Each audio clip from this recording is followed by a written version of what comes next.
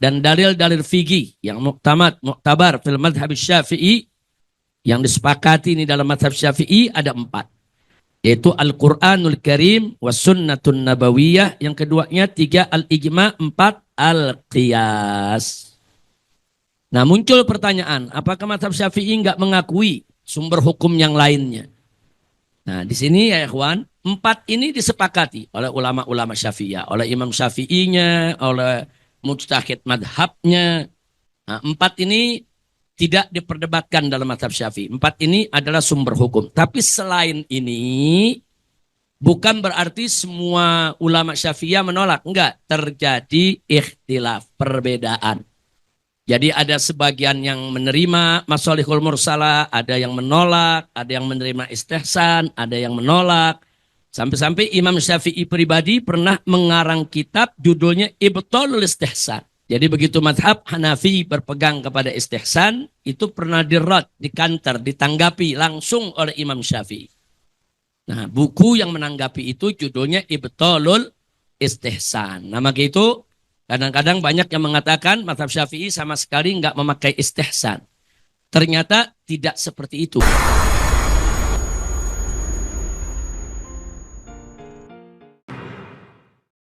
Assalamualaikum warahmatullahi wabarakatuh.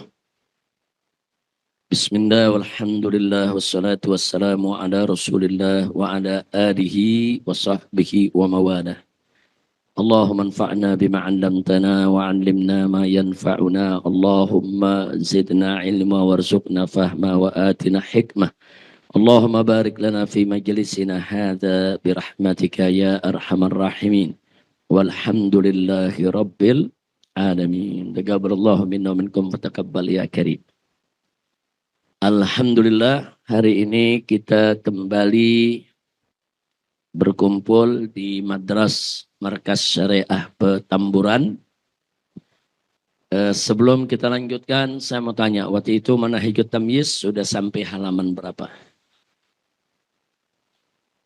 94 sudah. 4. Start.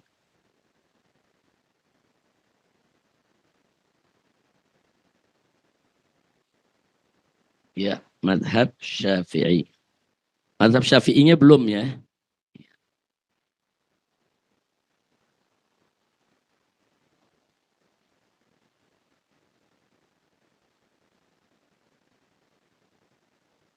Kalau nisful ilm, faraid.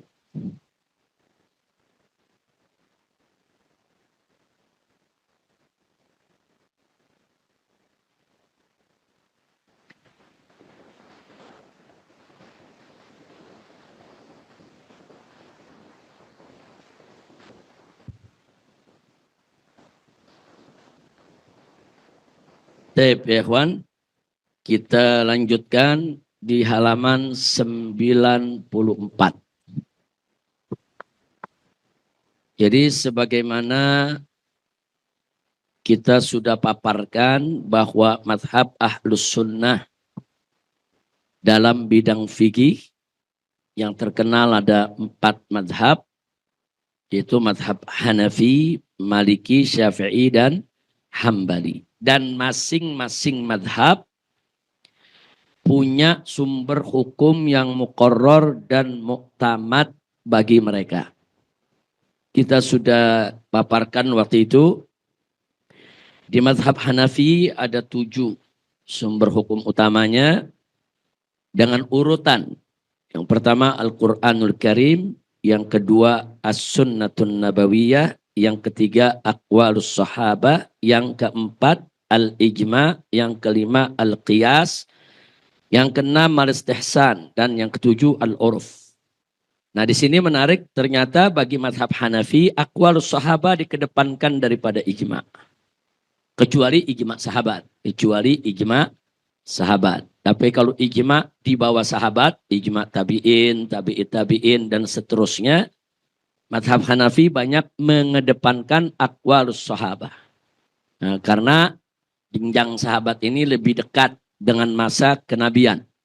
Tapi kalau dalam mazhab Syafi'i enggak. Mazhab Syafi'i ijma lebih didahulukan. Nah, tapi bukan berarti Mazhab Hanafi menolak ijma. Enggak, ijma termasuk salah satu daripada sumber hukum dalam mazhab Hanafi.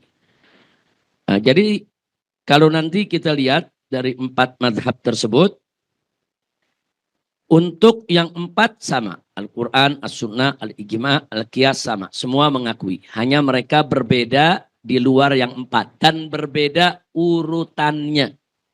Nah di sini kita lihat mazhab Hanafi urutan ijma setelah aqwalus sahabah. Nah sementara mazhab Maliki yang pertama adalah Al-Quranul Karim. Yang kedua As-Sunnatun Nabawiyah. Yang ketiga Al-Ijma.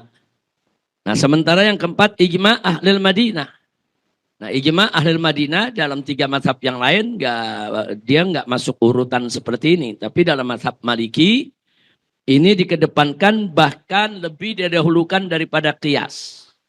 Jadi ijma Ahlul Madinah atau disebut juga amal Ahlul Madinah itu didahulukan daripada qiyas. Lebih kuat daripada qiyas dalam mazhab Maliki. Setelah itu baru qaulus sahabi. Ya, jadi kalau tadi mazhab Hanafi menjadikan qaulus sahabi ini sebelum ijma, kalau di sini justru sesudah qiyas. Baru ada qaulus sahabi. Yang ketujuh ada al-maslah al-mursalah. Kemudian ada al-uruf wal-adah yang ke-8. Dan ke-9 al-istishab. Yang ke-10 al-istihsan. Dan yang ke-11 saddul dhara'i. Nah, jadi kita lihat dalam mazhab Maliki cukup banyak. Ada 11 sumber hukum yang mereka kedepankan di dalam istimbatul ahkam. Nah sekarang kita masuk ke mazhab Syafi'i. Ini menarik. Mazhab Syafi'i yang mu'tamad cuma 4. Mari kita lihat di halaman 94. Bismillahirrahmanirrahim.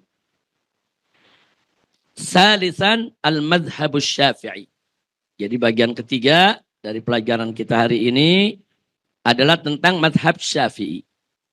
Hadzal madhabul fiqhi, ini adalah madhab fikih. Nusiba ilal imam, yang dinisbahkan kepada imam Abi Abdillah.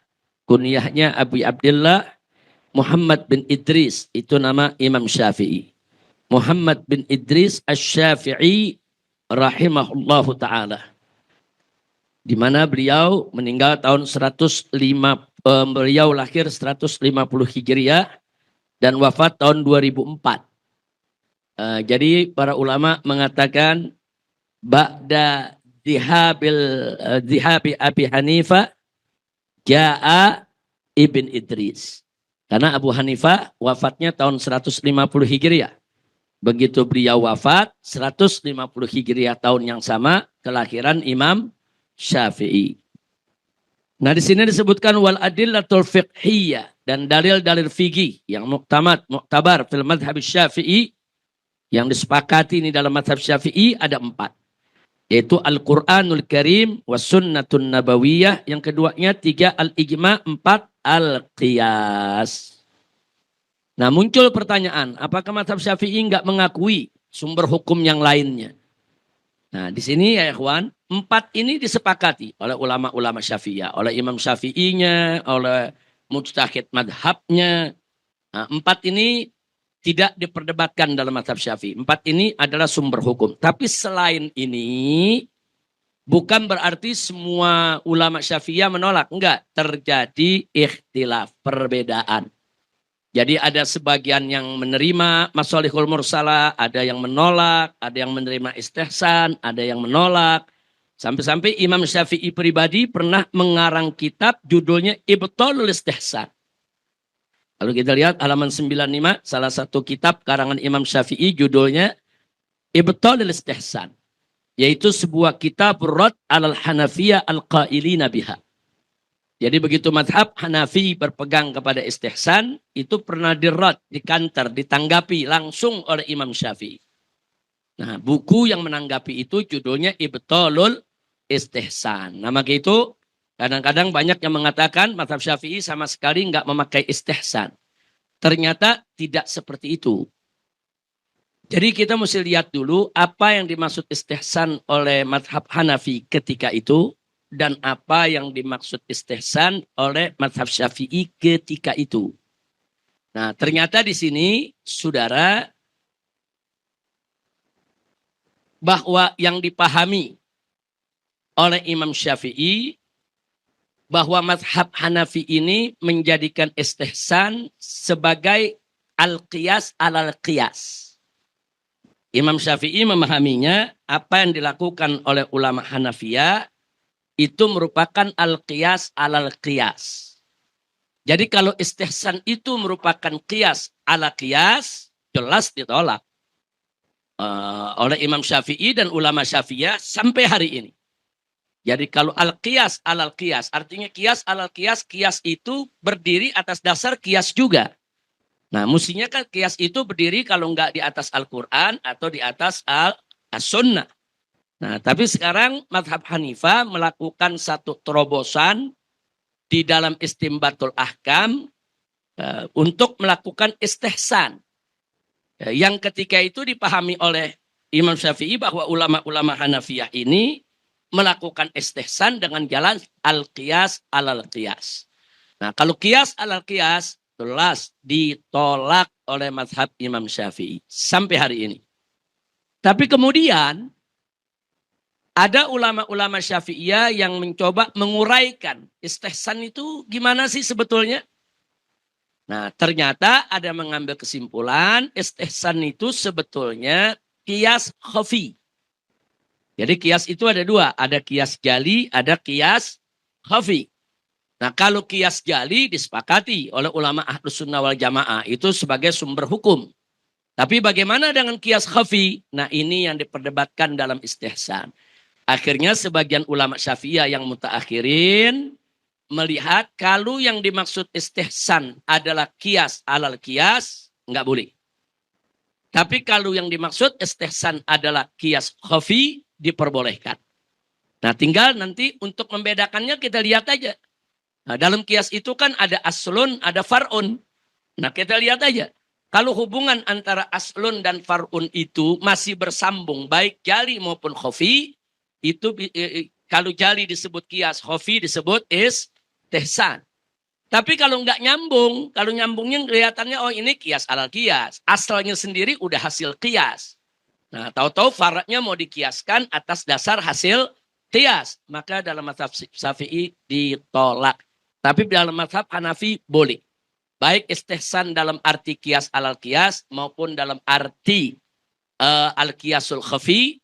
Dua-duanya dalam mazhab Hanafi dibolehkan. Jadi kesimpulannya dalam mazhab Syafi'i selain yang 4 yang barusan sudah kita sebutkan. Selain Al-Quran, As-Sunnah, Al-Ijma' dan Al-Qiyas, ada sumber-sumber hukum diterima oleh mazhab Imam Syafi'i tapi dengan syarat.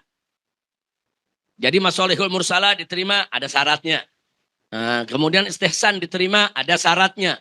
Nah, bagi mereka yang ingin mendalami itu silakan dalami ilmu usul fikih. Nah, ini bukan bab kita. Ilmu usul fikih bukan bab kita. Di sini kita hanya memperkenalkan begini loh mazhab daripada Imam Syafi'i. Nah, kalau kita belajar kitab usul fikih, cari kitab-kitab usul fikih dalam mazhab Syafi'iyah, nanti kelihatan di sana.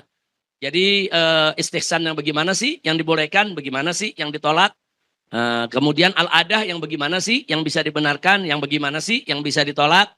Nah, jadi jangan di kitab ini ditulis hanya 4 seolah-olah yang lain tuh bukan sumber hukum, nggak begitu. Yang 4 ini disepakati dalam mazhab Syafi'i, selain ini masih diperdebatkan. Sebagian ulama Syafi'iyah menerima, tapi menerima mereka dengan syarat. Karena mazhab Syafi'i memang kalau soal adilatul ahkam ini sangat ketat dan sangat berhati-hati. Nah, jadi supaya kita tahu, kalau mazhab Maliki sebagai guru Imam Syafi'i itu banyak berpegang kepada riwayat, saudara. Sementara mazhab Abu Hanifah itu banyak berpegang kepada ro'yun, logika. Dan Imam Syafi'i pernah belajar kepada Imam Muhammad Ibn Hasan, sahabatnya Imam Abu Hanifah. Jadi Imam Abu Hanifah ada beberapa sahabat, ternyata beberapa sahabat itu adalah guru Imam Syafi'i. Nah, Imam Syafi'i sebagai murid Imam Malik yang berpegang teguh kepada riwayat, tapi tidak mau meninggalkan ro'yun yang beliau dapatkan pelajaran dari mazhab Hanafi. Nah, karena itu terkenal mazhab Syafi'i ini adalah mazhab kombinasi. Nah, di mana berpegang kepada riwayat tetap, tapi tidak meninggalkan ro'yun. Justru ro'yun itu untuk menyelidiki, untuk mengurai. Apakah suatu dalil itu tepat atau tidak, atau ada kejanggalan. Nah, ini kelebihan mazhab Imam Syafi'i. Nah, ini yang perlu kita tahu. Jadi kenapa kok imam-imam pada beda? Imam Syafi'i mencoba mengkombinasi antara ilmu yang didapat dari mazhab Hanafi dan ilmu yang didapat dari mazhab Maliki. Maka itu dalam mazhab Syafi'i sebagian pendapat sejalan dengan mazhab Malik, tapi kadang-kadang ada pendapat yang sejalan dengan mazhab Hanafi. Nah, itu supaya kita tidak kaget. Memang empat mazhab ini saling beririsan, yaitu sumber hukumnya dan saling beririsan pula tentunya pendapat-pendapat fikihnya. Baik, kita lanjutkan. Di sini dijelaskan saya bayan li kulli dalilin fi faslihi min hadhihi risalah. Setiap dalil yang tadi sudah kita sebutkan satu-satu sumber hukumnya, baik itu Al-Quran, As-Sunnah, Ijma' dan Qiyas, nanti akan ada pasal khusus yang akan memaparkan itu semua yang berkaitan tentunya dengan tema risalah ini. Min mu'allafat Imam Syafi'iyah. Kita perlu kenal juga beberapa, yaitu taklifat, karangan-karangan daripada Imam Syafi'i. Yang pertama adalah kitab Ar-Risalah. Kitab apa itu Ar-Risalah? Awwalu kitabin ullifa fi ilmi usulil fiqh. Jadi kitab pertama ullif yang dikarang yang berkat di dalam ilmu usul fikih. Nah, jadi kalau boleh disebut bapak ilmu usul fikih itu adalah Imam Syafi'i. Karena Imam Syafi'i yang terkenal dengan kitab risalahnya yang merupakan awal kitab yang merumuskan daripada ilmu usul fikih itu sendiri. Yang kedua, Kitabul Hujjah. Nah, Kitabul Hujjah ini juga kitab daripada Imam Syafi'i, baru Kitabul Fiqh Syafi'i Al-Qadim. Nah, dia boleh dikategorikan sebagai kitab fikih Syafi'i yang meskipun pendapat Imam Syafi'i yang qadim. Nah, ini kan pendapat Imam Syafi'i.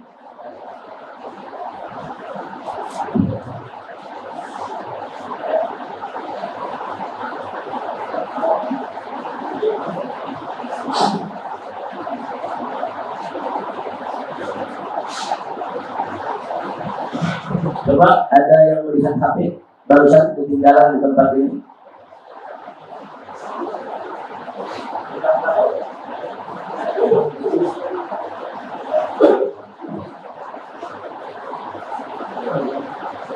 Atau mungkin di ruang tamu. Coba tadi lihat di ruang tamu.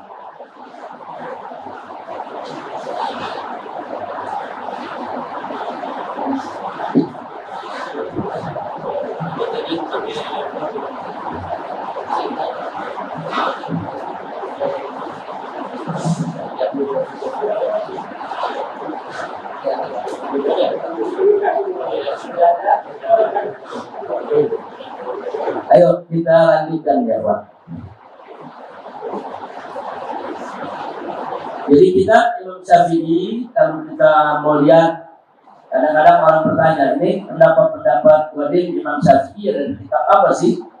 Nah, kalau kita mau merujuk kepada kitab karangan Imam Syafi'i, yaitu kitab Al-Hujjah. Nah, kitab ini memang dikarang semasa Imam Syafi'i belum ke Mesir.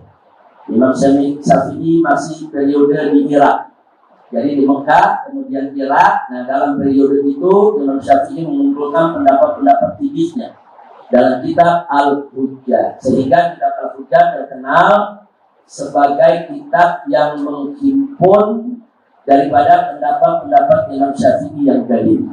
Sampai hari ini saya sendiri belum menemukan di kitab. Saya dengar masih makhtutat. Wallahu a'lam sudah ada yang cetak atau belum dicari oleh Habib Hanif. Nah, siapa tahu nanti sudah ada PDF-nya atau apa kitab Al-Hujjah. Nah, saya kumpulkan semua kitab-kitab karangan Imam Syafi'i. Satu ini yang belum ketemu. Kitab Al-Hujjah. Tapi nama kitab ini disebut dalam kitab-kitab murid-murid Imam Syafi'i, pengikut Imam Syafi'i. seperti disebutkan dalam kitab Imam Juwaini dan lain sebagainya. Cuman kemana ini kitab? Nah, jadi kitab ini ada bilang masih mahfuzat, tapi yang jelas saya belum dapatkan sampai hari ini. Yang berikutnya kitab Al-Um. Ini sudah sangat terkenal sekali. Ini yuktabar kitab Fiqh Syafi'i Al-Jadid. Nah, jadi kalau kitab Al-Um itu memang ditulis oleh murid Imam Syafi'i yang diimlakan oleh Imam Syafi'i waktu Imam Syafi'i sudah di Mesir. Nah, di situ Imam Syafi'i mengoreksi beberapa pendapatnya yang lama dikoreksi. Itulah hasil koreksinya yang terkenal dengan pendapat Imam Syafi'i qaulun jadid. Nah, tapi ada satu ulama Betawi, doktor lulusan Azhar, saya lupa namanya. Saya punya kitab. Beliau mengarang disertasinya itu soal al-qadim wal jadid. Siapa namanya? Dr. Ahmad Nahrawi. Masih ada? Orangnya sudah meninggal ya. Ya, Dr. Ahmad Nahrawi. Bukunya bagus. Beliau mengambil doktor di Azhar, membuat disertasi, judulnya Al-Qadim wal Jadid. Saya sudah lama sekali itu dapat itu kitab saat saya masih kuliah di Jami'atul Malik Saud. Satu kitab yang sangat bagus, saya punya di perpustakaan ada, di perpustakaan Tamburan ada, di Gunung juga ada beberapa nuskhah. Nah, jadi kalau ada yang mau tahu soal Golgodim, Golgadim, dengan rincian problematikanya, kemudian bukti-buktinya dari kitab mana, saya anjurkan untuk baca kitab Dr. Ahmad Nahrawi. Cukup baca itu dikumpulkan sama beliau. Semua Golgodimnya dan semua Golgadim dikumpulkan. Dan beliau juga ada satu bab khusus tentang Golgodim yang justru ditarkih oleh ulama-ulama Syafi'i. Nah, jadi tidak semua Golgadim yang secara umum kalau ada pertentangan antara Gadim dan Jadid, yang ditarkih itu yang Gadim. Tapi ada beberapa pendapat justru Al-Qadim yang ditarkih oleh para ulama Syafi'iyah. Nah, dalam kitab tersebut dikumpulkan mana Golgadim yang dibuatkan dibandingkan Golgadim.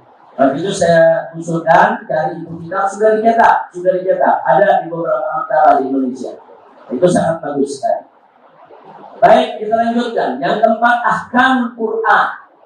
Nah, ini kitab tafsir Ayatul Ahkam. Imam Syafi'i mengumpulkan ayat-ayat yang berkaitan dengan hukum, dijumlahkan ke murid-muridnya. Jadilah dia kitab Ahkamul Quran. Nah, jadi sebetulnya Ahkamul Quran ini kitab tafsir, tapi khusus ayat-ayat yang berkaitan dengan hukum. Kemudian yang kelima, yang tadi sudah kita bahas, Iqbal Istihsan. Itu juga karangan Imam Syafi'i. Yang keenam, kitab Jima'ul Ilm. Nah, ini kitab Intisar Sunnah wal Amal biha. Nah, ini kitab di mana Imam Syafi'i berhadapan dengan kaum Inkar Sunnah. Ternyata Inkar Sunnah zaman Imam Syafi'i sudah ada. Jadi mereka menganggap cukup berpegang kepada Al-Quran. Jadi nggak mesti kita berpegang kepada As-Sunnah. Nah, Imam Syafi'i mengarang kitab ini dalam rangka untuk membela As-Sunnah di hadapan kaum Inkar Sunnah. Nah, kemudian selanjutnya mari kita lihat wa min fuqaha asy-Syafi'iyah al-masyhurin bi kutubihim. Nah, jadi berikut ini adalah kitab-kitab dari ulama-ulama fikih maupun usul fikih daripada mazhab Syafi'i yang masyhur dan masyhur juga kitab-kitabnya ya, Tuhan. Antara lain, kalau disebutkan semua terlalu banyak, antara lain ulama-ulama Syafi'iyah yang masyhur yaitu Shahibut Tagrib wa huwa al-Ghasim ibn al-Qaffal Kabir Asy-Syazi. Nah, kita kalau dengar nama Al-Qaffal Al-Kabir atau dengan Asy-Syazi, itu salah satu ulama besar dalam mazhab Imam Syafi'i. Beliau wafat tahun 400 Hijriah. Berikutnya kita perlu tahu juga seorang ahli hadis yang juga terkenal dengan persoalan hukumnya, yaitu Shahihul Mustadrak Al-Sahih. Wahwa Abu Abdullah Muhammad bin Abdullah An-Naisaburi Al-Ma'ruf bil Hakim. Jadi Imam Hakim itu mazhabnya Syafi'i. Imam Hakim itu mazhabnya Syafi'i. Kemudian yang berikutnya lagi kita lihat, tadi yang pertama belum kita baca, Sahih Jam'ul Jawami, bahwa Abu Sa'al Ahmad bin Muhammad Ad-Duri Al-Makruh bin Ibn Ifris. Nah, jadi sekali ini lebih dulu wafatnya tahun 362. Adapun yang keempat Sahibut Tatimah, bahwa Abu Sa'id Abdurrahman ibn Ma'mun Al-Mutawalli An-Naisaburi. Yang kelima Sahibul Bahar, sahib kitab Bahrul Madhab. Bahrul Madhab sudah banyak dicetak sekarang. Kitab Bahrul Madhab sekarang sudah banyak dicetak. Saudara, wahwa Badal Buddha Abdul Wahid bin Ismail Ar-Ruyani. Kita sering dengar Imam Royani. Nah ini orangnya, ini namanya, kuliahnya, dan ini judul kitabnya ya Pak.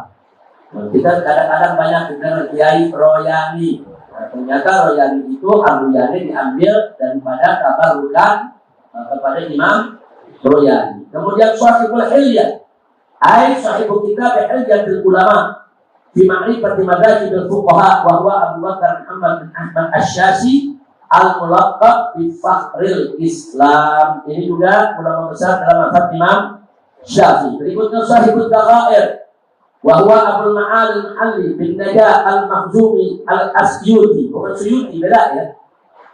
Tapi Asyuti maupun al-Asyuti kampungnya sama. Kampungnya adalah kampung Asyut. Siapa yang Mesir? Kampungnya Asyut kan? Nama kampungnya memang Asyut. Kadang-kadang ada ditulis Al-Asyuti, ada juga ditulis As-Suyuti. Nah, tapi orangnya berbeda ini. Dan kemudian berikutnya Sahibul Bayan. Ini juga sudah banyak dicetak. Dengan cetakan baru kitab Al-Bayan beberapa jilid. Wahwa Abu Husain Yahya bin Abdul Husain bin Salim Al-Yamani. Ini tinggi mutakhassis dalam mazhab Syafi'i. Kemudian Sahibul Ta'jiz, wahwa Tajuddin Abdul Rahim bin Abdul Malik bin Imad. Nah ini juga termasuk kitab yang sangat diperhatikan dalam mazhab Imam Syafi'i. Kemudian kitab Sahibul Tausi, wahwa Badal Buddha Tajuddin Abdul Nasr Abdul Ahmad bin Ali As-Subti. Enggak kenal tuh namanya Imam Subti. Imam Subti ada As-Subti, ada Ibnu Subti. Jadi ada dua, bapak dan anak, sama-sama ahli hadis dan sama-sama ahli fikih. Bahkan sama-sama ahli usul fikih. Kemudian berikutnya Sahibul Ujalah, Sahib Ujalatul Muhtaj al-Minhaj, bahwa Sirajuddin Abdul Hasan al-Mulaqab al-Misri. Ini yang saya sebutkan tadi ini secara umum hampir semua kitab-kitabnya ada di Maktabah Markas Syariah. Karena dari dulu saya paling senang mengumpulkan kitab-kitab fikih mazhab Syafi'i. Bahkan mazhab yang lain kita kumpulkan juga, mazhab Hanafinya, Hambalinya, Malikinya, tapi paling banyak yang saya kumpulkan mazhab Syafi'i. Kitab-kitab ini semua ada di Maktabah Markas Syariah. Kemudian yang berikutnya Sahih Tahrir Fatawa, wahwa Waliyuddin Ahmad bin Abdullah bin Abdullah Al-Iraqi. Judulnya Tahrir Fatawa. Kemudian ada kitab Sahihul Irsyad, Irsyad al-Muhtaj fi Syarh al-Minhaj, bahwa Syarfuddin Muhammad bin Ibnu Husain al-Misri. Inilah beberapa kitab yang terkenal dalam mazhab Imam Syafi'i dari tahun ke tahun. Kita lihat dari nomor 1 tahunnya mulai dari tahun 400-an, 500-an, 600-an, 700-an, 800-an, 900-an. Jadi hampir setiap abad ada menghasilkan kitab-kitab fikih yang cukup muktabar dalam mazhab Imam Syafi'i. Jadi jenjang silsilah keilmuan itu enggak putus. Silsilah keilmuan fikih itu dari mazhab Syafi'i enggak putus. Terus diteruskan oleh para ulama. Nah, berkaitan dengan ini, insya Allah pertemuan yang akan datang saya tidak masuk dulu ke Hambali, cukup kita sampai Syafi'i saja. Insya Allah di pertemuan yang akan datang kita akan buka di sini pakai slide tentang kerangka mazhab Syafi'i. Nah, jadi kita akan buka di sini. Saya ingatkan kepada tim lab Bang Alif supaya nanti televisinya ditambah. Ada 8 TV, 8-8-nya nanti tolong dipasang. Jadi kita akan belajar dengan slide mengenal mazhab Syafi'i. Nah, jadi mazhab Syafi'i ini unik. Nah, jadi ada beberapa kitab seperti kitab Imam Dua ini, Kemudian dirumuskan kitabnya oleh Imam Ghazali, kemudian turun lagi ke imam-imam berikutnya, ada kitab bergilir, kemudian diringkas, dari ringkasan dibuat nazom, dari nazom muncul lagi sarahnya, dari sarah muncul lagi kitab yang besar. Padahal sumbernya rata-rata dari Imam Juwaini ya, Wah. Nah, nanti kita bisa lihat, dan dari situ kita tahu, umpamanya seperti kayak cabang daripada silsilah syarat ilmu Kifayatul Akhyar itu dengan Safinah beda, atau Kifayatul Akhyar dengan Minhaj itu beda jalurnya. Nah, jadi Kifayatul Akhyar itu jalurnya kemana, jalur Minhaj itu jalurnya kemana, turunannya kitab apa saja. Insya Allah kita nih yang selama ini ngaku mazhab Syafi'i sekurang-kurangnya kita tahu itu ya Pak. Makanya saya nggak mau bahas yang lain dulu sebagai tambahan. Pertemuan yang akan datang dengan kita gunakan slide, saya punya slide judulnya Mazhab Asy-Syafi'i. Nah, di situ kita akan pelajari bagaimana dia punya sumber hukumnya, dia punya judul-judul kitabnya, dan nggak sampai di situ. Ada rumusan-rumusan. Kita kalau baca kitab lama dia pakai rumusan-rumusan. Itu dalam mazhab Syafi'i juga ada rumusan. Kalau roh itu maksudnya apa? Kalau hak itu maksudnya apa? Kalau mim itu maksudnya apa? Terus kalau disebut dalam kitab fikih qala imam, siapa yang dimaksud imam? Kadang-kadang orang fikir yang dimaksud adalah Imam Syafi'i, ternyata bukan. Siapa sih yang disebut qala qadi? Siapa yang dimaksud qadi dalam mazhab Syafi'i? Nah, biasanya itu kalau yang begitu yang udah populer tuh, udah karena sangat populer disebut imam, hampir semua kita sebut imam. Ternyata maksudnya seseorang, sudah. Nah, itu nanti akan kita sampaikan insya Allah di pelajaran berikut dengan menggunakan slide. Insya Allah, slide nanti bisa di copy, nggak apa-apa. Kalau sudah ini nanti Habib Hanif mungkin khususkan Habib Hanif punya kan slide yang mazhab Syafi'i kan. Nah, tolong bisa dibantu buat PDF-nya. Nah, nanti PDF-nya bagi-bagi pada saat kita belajar. Pas nih. Nah, jangan sekarang. Pas ngaji dibagi. Nah, kalau sekarang jangan disebar-sebar dulu. Jadi orang yang nggak pernah belajar itu ya jangan dikasih. Itu buat orang yang belajar. Dia belajar, dia kaji, dia berhak dapat. Nah, tapi kalau yang nggak belajar terus dikasih, nanti jangan-jangan dia memahaminya berbeda. Karena kan ada rumusan-rumusan. Kalau slide itu kan mesti ada yang bacain ya, Bang. Slide kalau nggak dibacain, kadang-kadang nggak paham gitu. Ini maksudnya garis merah apa? Ini maksudnya garis hijau apa? Ini maksudnya garis hitam apa?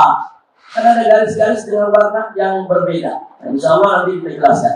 Nanti aku nanti dibantu bikin PDF-nya aja dulu. Nah, habis bikin PDF-nya, pas kita ngaji, kita bagi, kita pelajari. Insya Allah. Mudah-mudahan satu kali pertemuan cukup. Kalau nggak cukup, ya 2 kali pertemuan.